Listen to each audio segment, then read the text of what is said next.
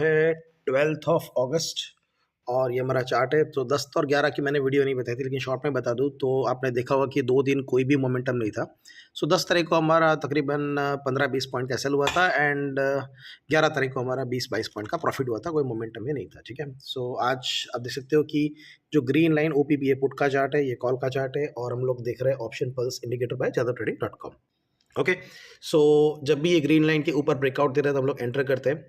तो जैसे इसने ब्रेकआउट दिया तो यहाँ पर हमारी एंट्री बनती थी, लेकिन मैंने अगेन इमीडिएटली ग्रुप में डाल दिया कि भाई आप ये एंट्री मत लीजिए। क्यों?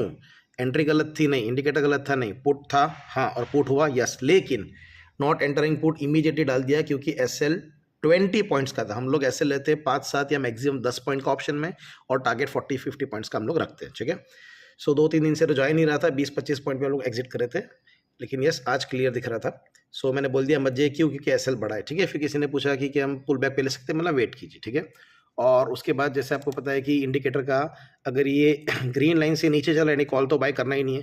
पुट ने एक बार ट्राई किया ब्रेकआउट का, लेकिन वो सस्टेन नहीं हुआ और SL भी काफ़ी बड़ा था। ठीक है, तो हम क्या करते हैं, जो सेकंड हमारा ITM लाइन है उससे हम लोग ऑन करते हैं और ये पिक्चर परफेक्ट एंट्री थी। देख सकते हो यहाँ पर प्रॉपर कॉल सेलिंग की एंट्री मिली, ये लाइन जो है उससे प्रॉपर रेजिस्टेंस मिला एंड देन यहाँ पर प्रॉपर सपोर्ट मिला। इमीडिएटली ग्रीन कैंडल बनी है कि नशे में, सेकंड कैंडल में लोग एंटर हो गए एंड देन जो हमारा टारगेट था वो 40-50 पॉइंट्स का था एंड ये डाल भी दिया था इमीडिएटली ग्रुप में, कर सकते हो रेडी फॉर P और 931 को एंटर हो गया। जैसे यहाँ पे एक नशी कैंडल बनी, सो 931 को हम लोग यहाँ पर एंटर हो गए। ठीक है, सो यहाँ पर डाल दिया एंड देन मैंने 10 लॉट्स इसको ट्रेड किया था। सो ये सारी चीज़ें हमने ग्रुप में एंटर कर दी कि भाई इसका 40 पॉइंट्स का टारगेट है एंड हमारा 10 पॉइंट के आसपास 9-10 पॉइंट का SL था एंड उसके बाद हम लोग जो हमारा टारगेट था वो इजीली 40 पॉइंट्स के आसपास, टॉप पर मैंने हाफ क्वांटिटी सेल की थी। मैं क्या करता हूँ 15-20 पॉइंट पे 10 में से एक लॉट निकाल देता हूँ ताकि मेरा ब्रोकरेज वगैरह निकल जाए।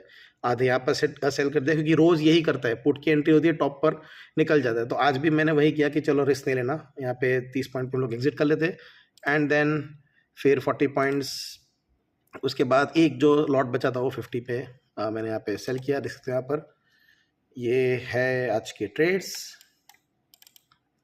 सो प्रॉपर सबसे लो से हमने आज एंट्री लिया था, यहाँ से 934 को एक यहाँ निकाला, टॉप पे निकाला एंड देन यहाँ पर हमने एग्जिट किया। गलती से एक लॉट की जगह 2 लॉट सेल हो गए थे, तो यहाँ पे एक गलती से बाय हो गया था, फिर देन वगैरह मैंने जो ऑप्शन सेलिंग था निकाल दिया। सो एंट्री थी मेरी 134 के आसपास एंड करते करते जो लास्ट ट्रेड मेरा पड़ा वो था अराउंड 10:08 AM के आसपास 185 में। ठीक है, तो मोटा मोटी यहाँ पर हम लोग 10:08 के आसपास, जिसके साथ 10:08 पे यहाँ पे हम लोग एग्जिट हो गए। लेकिन निफ्टी आज जो 3-4 दिन से ट्रेड नहीं दे रहा था उसका बैकलॉग क्लियर के चक्कर में था एंड देन फिर वो ऊपर गया 100 पॉइंट्स।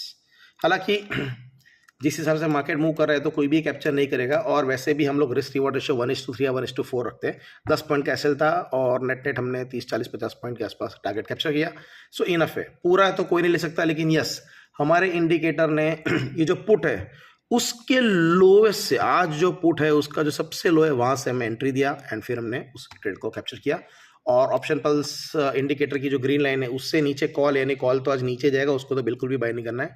पुट ने ब्रेकआउट दिया, SL बड़ा था, हमने वेट किया नीचे ब्रेकआउट का। हाँ, अगर आप यहाँ से नहीं लेते तो यहाँ से भी हमारा प्रॉपर ब्रेकआउट बनता था, वहाँ से भी हमें अच्छा खासा प्रॉफिट मिल जाता है। ठीक है, so this was simple trade and market चल रहा है एंड देन ऊपर साइडवे हो गया।